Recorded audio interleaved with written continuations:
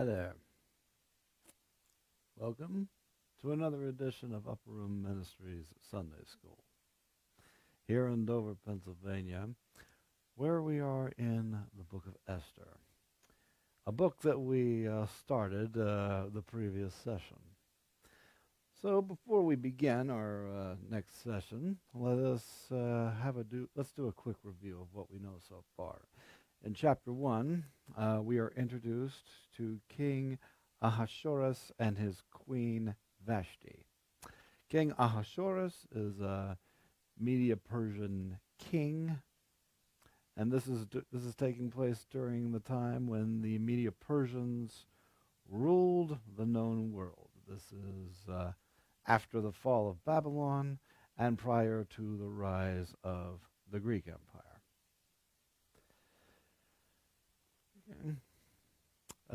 King Ahasuerus was throwing a big feast, and then he summoned Queen Vashti, who was throwing a feast of her own, to come to his feast so that all may see how beautiful she is. Well, Queen Vashti declined in a disrespectful manner. The fact that she declined was by itself disrespectful. So, by having taken great offense at this willful defiance of a king's command, Vashti was deposed, and a new queen was sought by King Ahasuerus. Many fair virgins volunteered to submit to the beauty treatments and to eventually present themselves before the king, and he would choose. Among these fair virgins was a Jewish girl named Hadassah. That's her Jewish name. However, Esther would be her Gentile name. And that's what she'll be known as throughout this book. She has a cousin named Mordecai, who's much older than her. He actually raised Esther as his own daughter. And so, when she agreed to submit herself to the 12 months of beauty treatments, Mordecai specifically told her to not reveal the fact that she was Jewish, because the possibility of a Medo-Persian king choosing a Jew as his queen, well, would be, it just wasn't going to happen. So he said, keep that to yourself. Now let's pick up in chapter 2, verse 10. Esther had not revealed her people or family, for Mordecai had charged her not to reveal it. And every day Mordecai paced in front of the court of the women's quarters to learn of Esther's welfare and what was happening to her. Well, that shows that Mordecai cares very deeply about what becomes of Esther. I suppose it's, paternal instincts. After all, he raised her as his own. And yet at the same time, this is huge. Esther possibly becoming queen. Oh, yeah. Mordecai going so far as don't tell anybody that you're a Jew.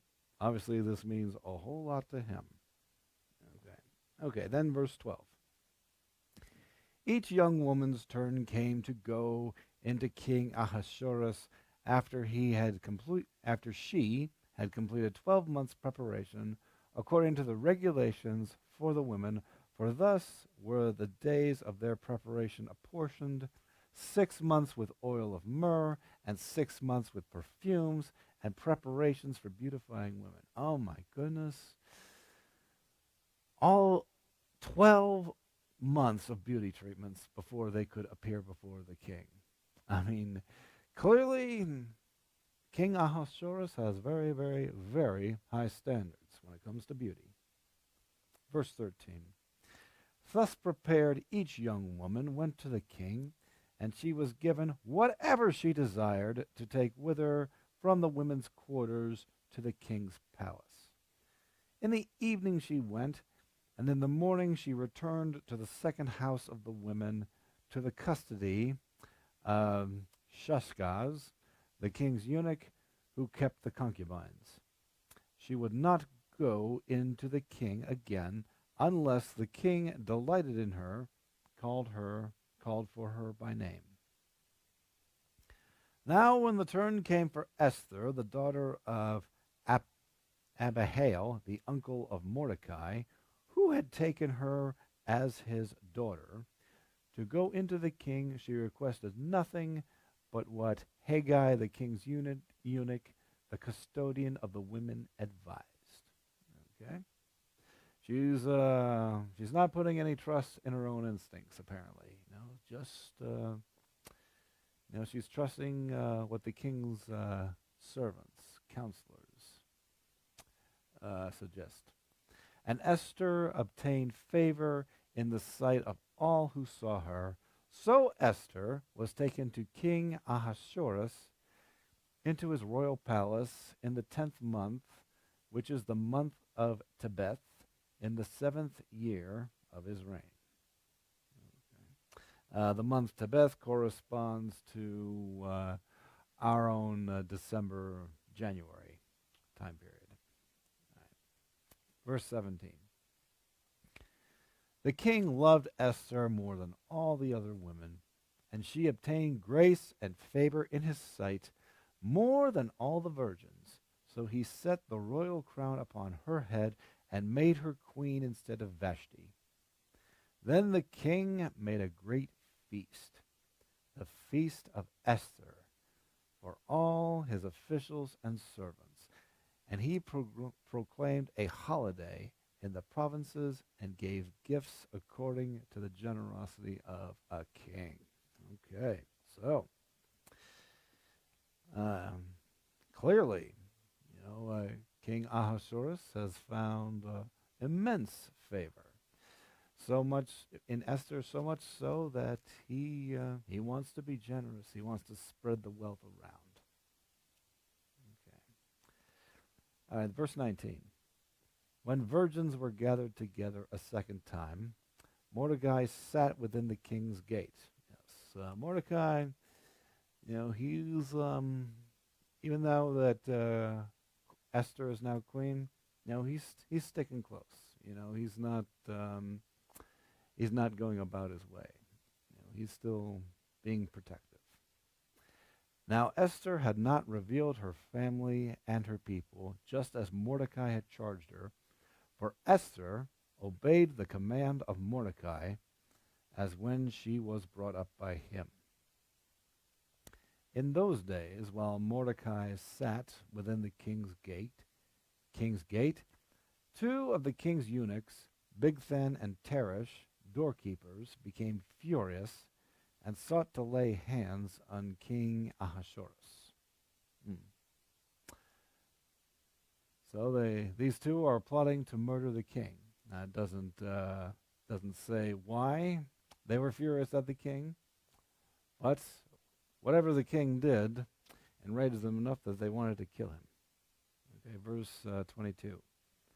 So the matter became known to Mordecai, who told Queen Esther, and Esther informed the king in Mordecai's name. So Mordecai overhears the talk between these two. He passes the message on to Esther, who passes the message on to the king. And when an inquiry was made into the matter, it was confirmed, and both were hanged on a gallows. And it was written in the book of Chronicles in the presence of the king. Okay. All right, chapter 3. After these things, King Ahasuerus promoted Haman, the son of Hamadatha the Agagite, Hamadatha the Agagite, and advanced him and set his seat above all the princes who were with him. And all the king's servants who were within the king's gate bowed and paid homage to Haman, for so the king had commanded concerning him.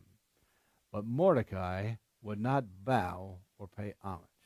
Okay, so now out of the blue, Haman appears, and he has apparently great favor with the king, and he's given this high promotion. Now, in verse 1, it says, after these things, which is like after the hanging of these two eunuchs, for they plotted to kill the king.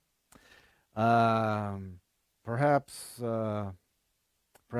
Haman led the inquiry into this accusation and discovered the accusation to be true. Maybe that's it. Maybe it's something different. I don't know. But in any case, because of Haman's promotion, all who were within the king's gate bowed and paid homage to Haman, for so the king commanded concerning him, but Mordecai would not bow or pay homage. Now, why is this? Okay, well, let's go back to verse 1. It says, Haman, the son of Hamadatha, the Agagite. Okay. Now, who are the Agagites? Well, most likely, the Agagites are descendants of King Ahab of the Amalekites. Now, does that name sound familiar? Well, when Saul was king of Israel, God ordered him to wipe out the Amalekites. Wipe out every last one of them, including the infants. It's because, they had become such great enemies of Israel, and God judged there's absolutely no hope for them, no redemption for them. I want them wiped out completely. Well, Saul did what he was told, almost. Oh, he wiped out the Amalekites except King Agag.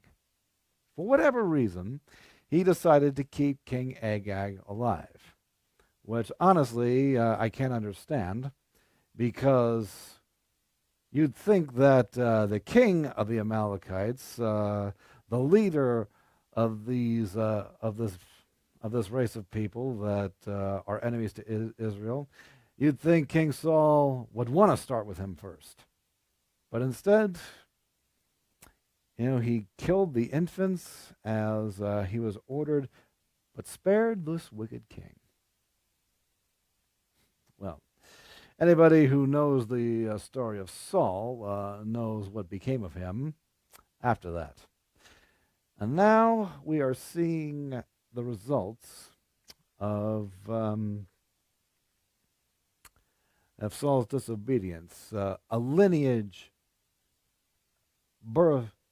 has continued out of the Amalekites, and as we learn more about Haman, and his intentions, we can see just the ramifications of one man's disobedience to God.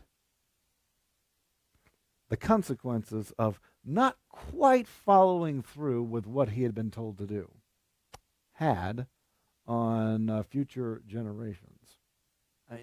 That's huge. That is so important to grasp. When God tells us to do something, we got to go all the way and do it. If we if there's even a smidge that we don't go all the way with, there's just no telling what the consequences may be. Okay. In any case, Mordecai not bowing down, most likely it's because Mordecai knows who Haman is, and knows his lineage and understands that he's ultimately from the Amalekites, who were enemies of his own people. So naturally, Mordecai is not about to bow down to an enemy of his own people.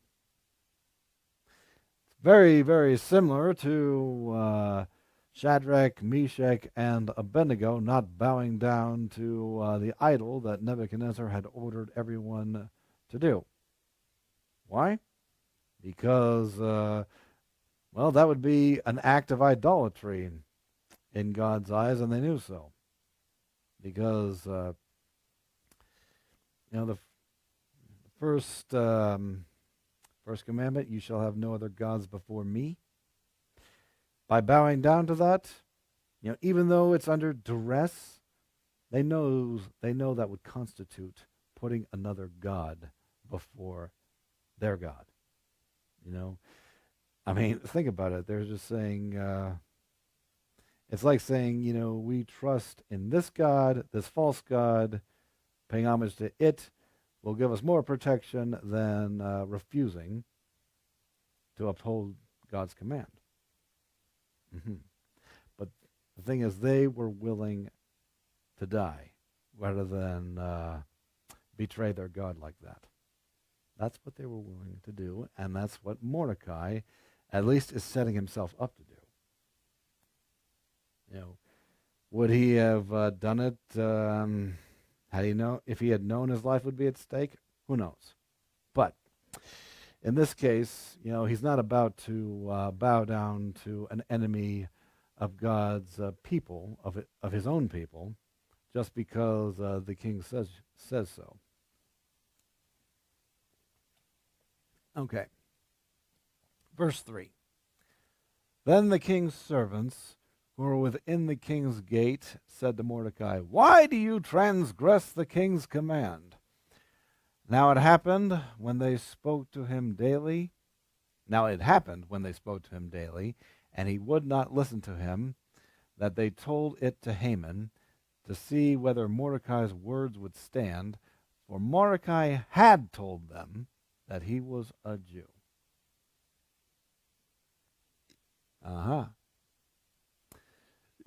Yep, he's pretty much telling them, I am a Jew, and I am not bowing down to an Amalekite, or a descendant of the Amalekites. Verse 5, when Haman saw that Mordecai did not bow or pay him homage, Haman was filled with wrath. But he disdained to lay hands on Mordecai alone, for they had told him of the people of Mordecai. Instead, Haman sought to destroy all the Jews who were throughout the whole kingdom of Ahasuerus, the people of Mordecai. In the first month, which is the month of Nisan, in the 12th year of King Ahasuerus, they cast pur, that is the lot, before Haman, to determine the day and the month until it fell on the 12th month, which is the month of Adar. Then Haman said to King Ahasuerus, "There is a certain people scattered and dispersed among the people in all the provinces of your kingdom. Their laws are different from all other peoples, and they do not keep the king's laws. Therefore it is not fitting for the king to let them remain. If it pleases the king, let a decree be written that they be destroyed, and I will pay 10,000 talents of silver into the hands of those who do the work, and bring it into the king's treasuries." So the king took his signet ring from his hand and gave it to Haman, the son of Hammedatha, the Agagite, the enemy of the Jews. And the king said to Haman, "The money and the people are given to you to do with them as seems good to you." Oh. Clearly he takes the word of Haman very seriously and very personally, because he's just willing to hand Haman all this power to just wipe out an entire people. Yeah. Verse 12. Then the king's scribes were called on the 13th day of the first month, and a decree was written according to all that Haman commanded, to the king's satraps, to the governors who were over each province, to the officials of all people, to every province according to its script, and to every people in their language. In the name of King Ahasuerus, it was written and sealed with the king's signet ring. Now, yeah, it says to every people in their language. That just shows you how widespread the Medo-Persian Empire was. You know, it's a number of nations, each with their own language. It's a big empire. All right, verse 13. And the letters were sent by couriers in all the king's provinces to destroy, to kill, and to annihilate all the Jews, both young and old, little children and women, in one day, on the 13th day of the 12th month, which is the month of Adar, and to plunder their possessions. Okay? You know, you look at this command, and compare it what God told Saul to do to the Amalekites, and it's really the same thing. It's like Haman is now going to pay back what Israel did to the Amalekites many, many generations ago. Yeah. I mean, this is revenge. I mean, that's Haman must really know his history. He really must know his history. For him to not just take his anger out on Mordecai, but the entire Jewish people within the kingdom. Yeah. Yeah. It, on one hand, it really seems unfair. Haman didn't choose to be born in this lineage. I mean, he's the result of the king of Israel's disobedience. It seems seemingly unfair, that he had this curse on him, seemingly. But nevertheless, this is his own choice. This is his own free will and action. And just because just because of his bloodlines, doesn't mean that God would never accept him. I mean, we look at Ruth. She was of non-Israel bloodlines, but she declared that she wanted the God of Israel to be her God. She was welcomed in. It could have. The same could have been for Haman too, had he wanted it, but he didn't. He chose to remain an enemy of not just the Jews, but their God as well. Okay. Verse 14. A copy of the document was to be issued as law in every province, being published for all people, that they should be ready for that day. The couriers went out, hastened by the king's command, and the decree was proclaimed in Shushan the citadel.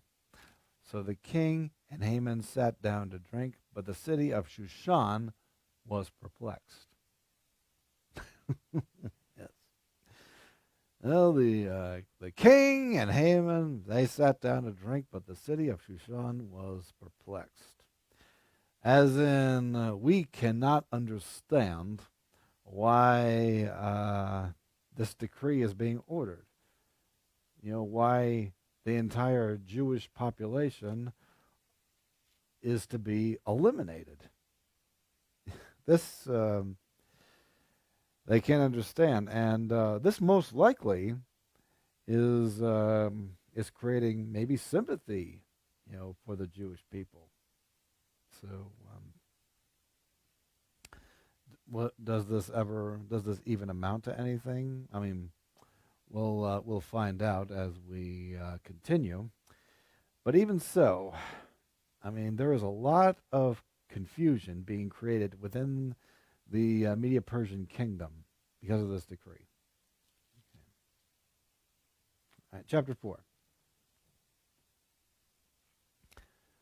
When Mordecai learned all that had happened, he tore his clothes and put on sackcloth and ashes and went out into the midst of the city. He cried out with a loud and bitter cry. He went as far as the front of the king's gate, for no one might enter the king's gate clothed with sackcloth. And in every province where the king's command and decree arrived, there was great mourning among the Jews, with fasting, weeping, and wailing, and many lay in sackcloth and ashes. So, what is with this wailing, sackcloth, and ashes? Well, this really is a means of getting God's attention. This is a cry for mercy. And putting on sackcloth, which is burlap, very itchy and uncomfortable, and sitting in ashes, hot ashes, very uncomfortable too. I mean, this is something that Daniel does. Let me go to, it's Daniel chapter 9. Okay. Daniel chapter 9, he's an elderly man at the time this happens. In the first year of Darius, the son of Ahasuerus, yep, there he is. There's King Ahasuerus, of the lineage of the Medes, who was made king over the realm of the Chaldeans. In the first year of his reign, I, Daniel, understood by the books the number of years specified by the word of the Lord through Jeremiah the prophet, that he would accomplish 70 years in the desolations. Then I set my face toward the Lord God to make request by prayer and supplication with fasting, sackcloth, and ashes. And I prayed to the Lord my God and made confession and said, O Lord, great and awesome God, who keeps his covenant and mercy with those who love him and with those who keep his commandments, we have sinned and committed iniquity. We have done wickedly and rebelled, even by departing from your precepts and your judgments. Okay? So this is a cry of repentance. Crying out that, yes, we have sinned, and he's crying out for mercy. These, all of these Jews that are just crying out and weeping and sackcloth and ashes, maybe they're thinking this is some kind of punishment from God, a judgment by God, and why not? Surely they're aware of the history of God's judgment, how the fall of Babylon. That's why they're not in Israel right now. That's why they're in the Persian Empire. It's because of the judgment of God. So I believe we're witnessing just the entire nation crying out for mercy. Okay, but this cry, this is something that just, I really believe this is something that God simply is not going to ignore. No. Which is strange when you consider that God's name is not even mentioned. Nowhere in the book of Esther do you find Yahweh mentioned. Okay, and yet there's a crying out to him by the actions of these people. Okay, verse 4. So Esther's maids and eunuchs came and told her, and the queen was deeply distressed. Then she sent garments to clothe Mordecai and take his sackcloth away from him, but he would not accept them. No, he will not stop fasting and praying in sackcloth and ashes until God intervenes. Cannot do that.